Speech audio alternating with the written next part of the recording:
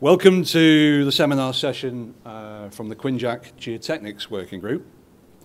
My name is Paul Joel, and I'm the recently elected chairman of the group. And I'd also like to introduce my colleague down here, Steve Hopkins, who is going to be presenting with me today. Now, you'll have heard today from other speakers regarding QNJAC and what it stands for and how it works. So I don't really intend to go over that ground this afternoon.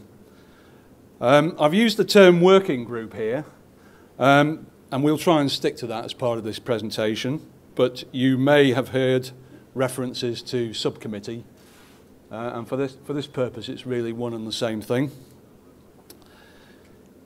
The focus of the QNJAC and its activities is centred upon a series of working groups established to support the main QNJAC committee. And it is said that the overall purpose of the QNJAC is to debate and develop health and safety policies together with implementation strategies. Sorry, it's not changing on here, but it's changing up there.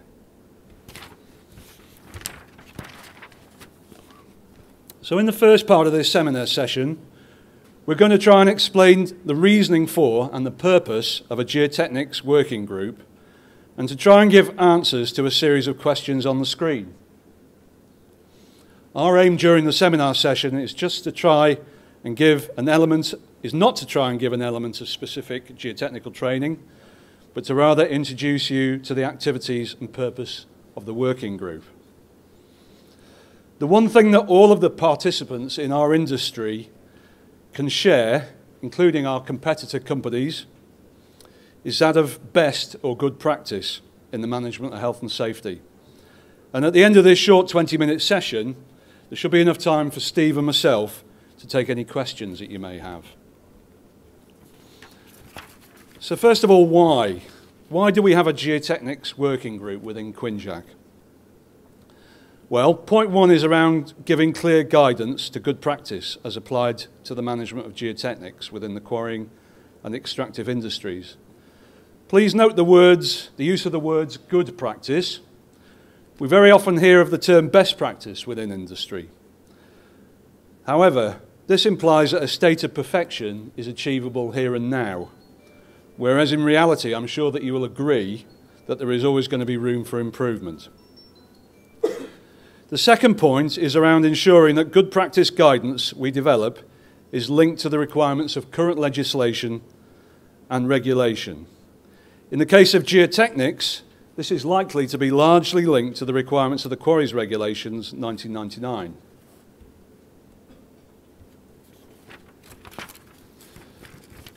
Just a little bit of information about the working group itself.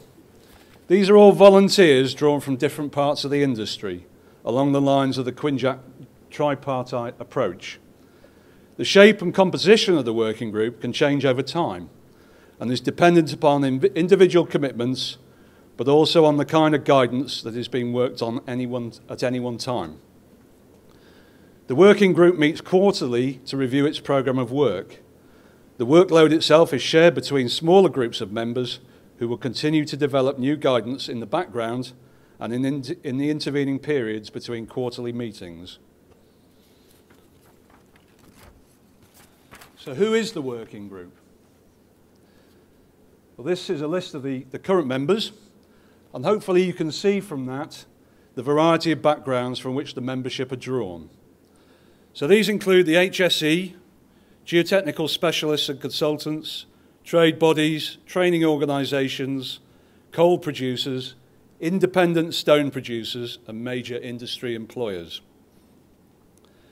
The Geotechnics Working Group are considered by many to have been one of the most productive QNJAC working groups in terms of the guidance output produced to date. As newly elected chairman, I cannot claim credit for that.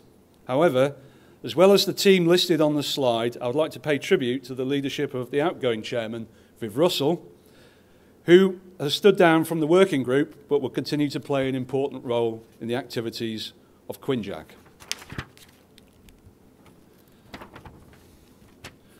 So what is the guidance that the working group have been producing? Well, it's free, and we shall come on to the detail of how to access it, some of which you've heard already.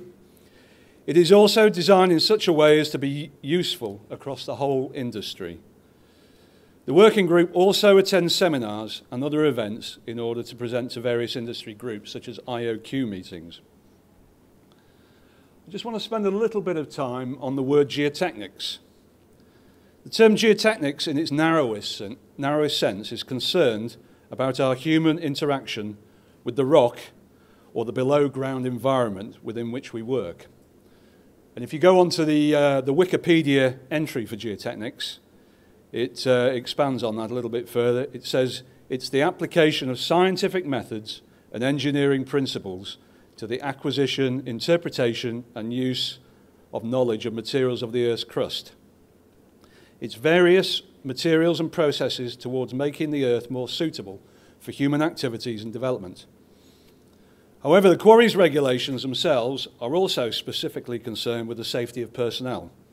So Regulation 6, which we saw in one of the presentations earlier, talks about it being the duty of the operator of every quarry to take the necessary measures to ensure, so far as is reasonably practicable, that the quarry and its plant are designed, constructed, equipped, commissioned, operated and maintained in such a way that persons at work can perform their work assigned to them without endangering their own health and safety or the health and safety of others.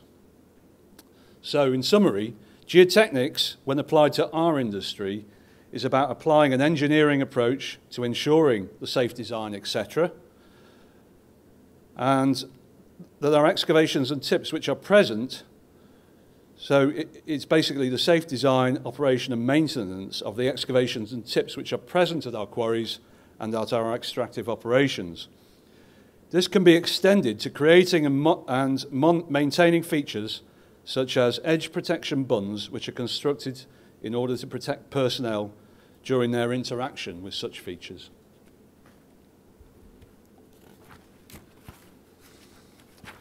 So how? The approved guidance documentation and toolbox talks are available on the QNJAC website, www.quinjac.com, and also from the safequarry.com website. And in addition, as mentioned by Mike Phillips, there is also the QNJAC app for mobile devices, both Android and Apple, which is free. And I think everybody heard that talk this morning, so I won't go into that any more detail on that. So I'm now going to hand over to Steve, who's going to give you a little bit more information about what QNJAC, the Geotechnics Working Group, have done to date.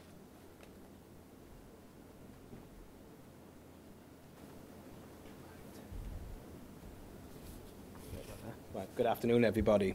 In my segment, I'm just going to highlight what as a group we've achieved to date. And Paul's going to come back up then and give some details as to where we're planning to go in the future. As Paul said, we've got some questions and answer time at the end, but if you want to interrupt me at any time, feel free, and I'll do my best to answer. Right, the slide up there shows the 6 guidance documents that we've produced already. Within each of these 6 documents, there must be hundreds of hours of deliberate thought, debate, and probably coupled with thousands of hours of experience gained during work time and other times. So as such, we are confident these are very good documents. They're as good as any guidance you might be able to buy. And furthermore, as said earlier on today, they're all accredited by the HSE. So again, they're a reliable, good document. And I understand, the name of this conference is Intelligent Quarrying, which certainly and rightfully encourages the use of technology. And I am a big fan of the technology. I've got a Twitter account, there's social networking, cloud storage, mobile devices, the GPS that you can have on equipment, all excellent stuff. And it makes my life easier, it makes us better, it makes us a better industry. But we need to make sure that because it's so easy to transmit this information nowadays, you could make a document within 20 minutes. It could be across the industry on your handheld devices.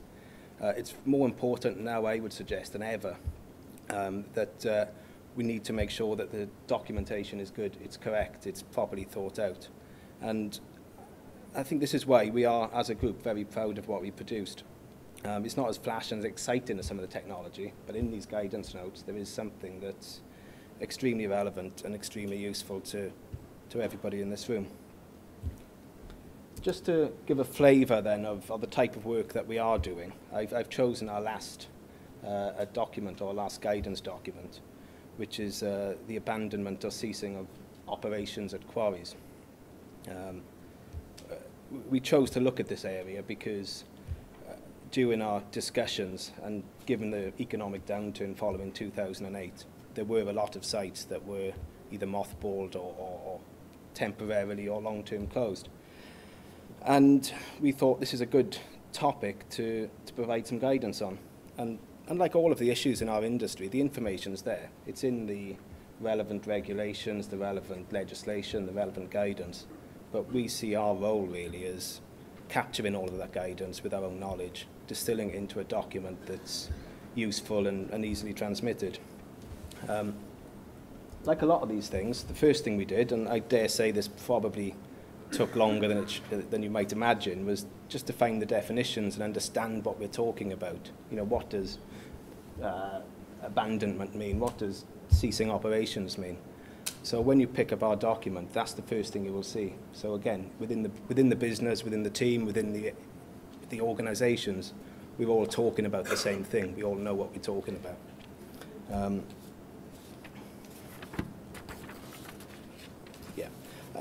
And right, let's move on. Yeah, so the first thing we did was work on the definition. What's on the next slide then is the contents of the document. And it's a document of just 7 pages, so it's accessible to anybody without having to spend hours sitting down and reading through it. And the first thing we looked at was how the operator is to engage with the relevant authorities, how we notify, or who to notify if the quarry has ceased, how to do it, what the addresses are. So we cover that in the document. Next, then, we looked at the duties of the operator. Of course, we all know that we should leave the place in a safe condition, but then, and that doesn't need to be re-emphasised, but it's providing guidance again of what safe actually means. The document also provides links to various other documents, such as those relating to footpaths, who you might need to contact. For example, if your quarry is near a coal working area, you may need to notify the coal board that you're ceasing operations. And even fencing. You know, whilst our group specifically hasn't spoken about fencing or discussed fencing, there is QNJAC guidance on fencing. And if you use the document in an electronic version, electronically, there are links within the documents. You can click on the link and you get taken to the fencing documentation. So I think these are, I don't want to dwell on this, but I'm sure you get the point that we go through all of the areas that would be considered important and necessary to understand and implement and put them into the document. And in my own experience, they're very useful. We have them on excavations and tips rules, which is good guidance. And they're very useful. And in order to present these documents and to make them partly future-proof, but also more useful, we do condense them into a flow chart with simple yes-no questions. So if you're uncertain as to what you should be doing, who you should be contacting, what's relevant, what isn't, you simply work through the flow chart, and at the end, you should get the answer. Maybe at the time this wasn't thought to be the case, but this sort of approach probably lends itself to some sort of application that you could use on a device where you could answer these yes-no questions, and at the very end, you get you get guidance as to what you should do, which I presume is something that within the industry we would all like. Now, Paul's going to come up in a second and discuss where we're going next, but what Paul's going to cover is the fact that this is documentation you need to fetch yourself, but there is an acceptance, I think, that we need to start presenting the information to the wider workforce, and which is why Toolbox Talks are beginning to form the next stage of our development. But I'll leave Paul to take that on for us.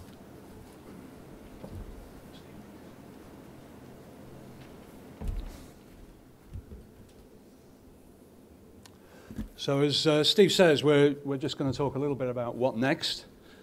As we speak, the committee are working through the final stages of guidance on quarry design. And this will incorporate all the good practice that can be gleaned from the industry via the working group. Just a point on quarry design. Good design, we feel, is essential, particularly in the UK, where climate and groundwater can have a detrimental effect upon the rocks in which we are operating.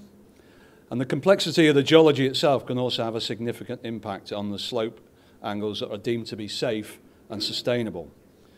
So it's very unusual for our quarries and extractive operations to be designed in such a way that a one-size-fits-all approach would be suitable. Moving on from that, our first guidance note was issued in 2009, and the working group recognises that we'll need to have a rolling programme of updates and reviews to take account of new thinking and innovation when considering good practice. So an ongoing review process is therefore being established within the working group to actually take that forward, and we need to devise a suitable method for alerting people as to when the new updates have been completed. We'll also need to keep abreast of emerging technologies and how these can help us in our day-to-day management of the sites. I mean, there are lots of interesting technologies around, some of which we heard about today, drones being one of them. In the simplest form, these can be used for photographing inaccessible areas, but they could also be used for measuring potential hazards, such as rockfall. Another area of interest is around smartphones. The newest generation of colleagues within our industry expect to have a technological fix for every activity that they get involved with. Smartphones could be used to record quarry inspections, for example, of every type, providing greater scope for capturing detail, including photographs, linked to the inspection. This technology will therefore transform the ability of the organisation to measure and monitor potential geotechnical hazards as they develop, and will also lead us away from our love of paper-based tick box systems, which can easily become a burden. Finally, the emphasis of the working group has been refocused towards producing Toolbox Talks, which are full of good practice drawn from across the industry, with accompanying illustrations and photographs, and which can be used in a wide variety of workplace situations. There is one Toolbox Talk already published on QNJAC.com and is also available on the app. And Steve has previously referred to this, and it is concerned with the inspection of rock faces. And I've copied a couple of slides from the slide pack just to show you what that looks like. There are 32 slides in the pack in total, and they are full of illustrations, photographs and notes giving practical guidance to anyone working on a quarry or extractive site environment.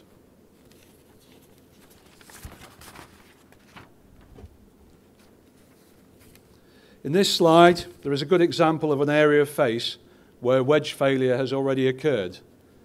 The essential points to look out for are captured as labels on the slide. Although this location has already suffered a failure, it illustrates the cause, namely intersecting joints which can give rise to such a failure. This then allows anyone working in the quarry environment to be aware of the conditions which can give rise to such a failure. Mitigating features such as the construction of adequate standoffs and rock trap bunding and subsequent and ongoing maintenance of such bunding can also be discussed at this point. So I'd encourage anyone to have a look on the QNJAC website at this particular Toolbox Talk. As I say, it's absolutely full of useful illustrations that have been carefully put in there.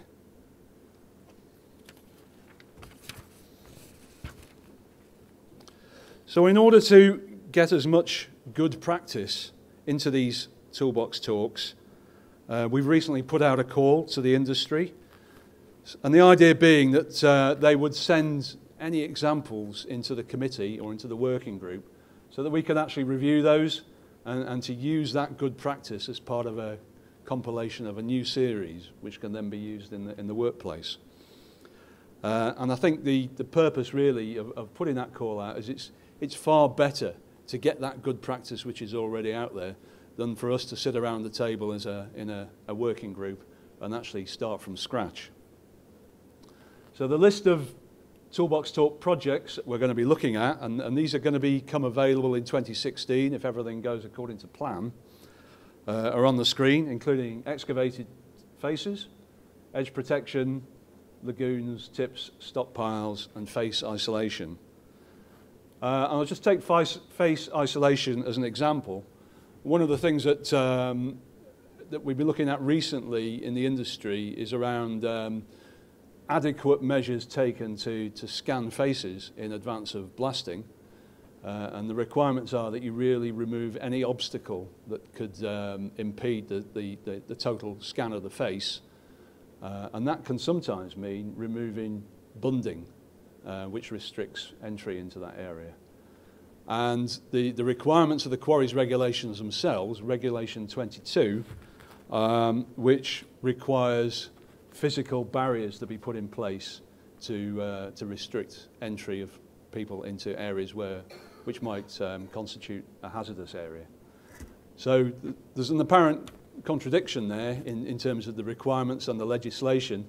So one of the purposes of the Toolbox Talk will be to come up with practical measures that we can use in the industry to actually make sure that we comply and we also keep people safe.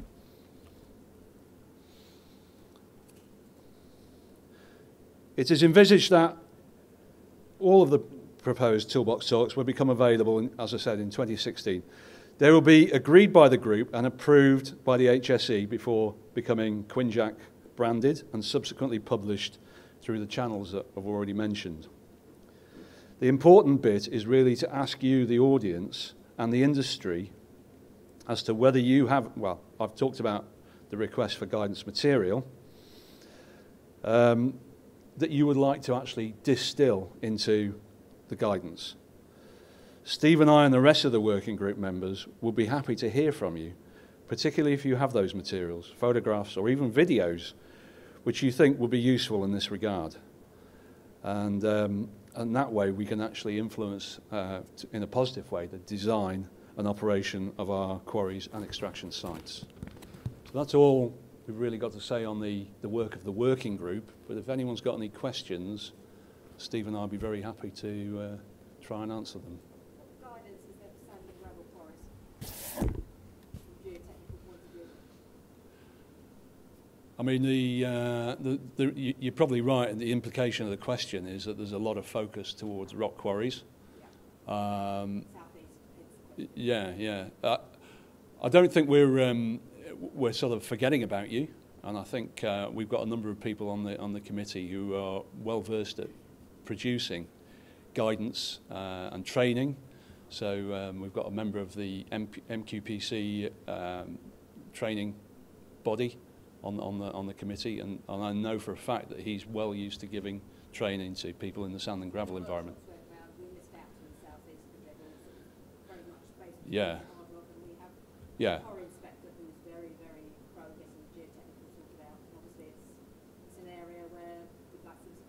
Yes, and I think as kind of new chairman, I think that's probably something that needs to be raised at the next meeting in January. It would be appreciated by a lot of people in the southeast. Yeah, thank you. Any other questions?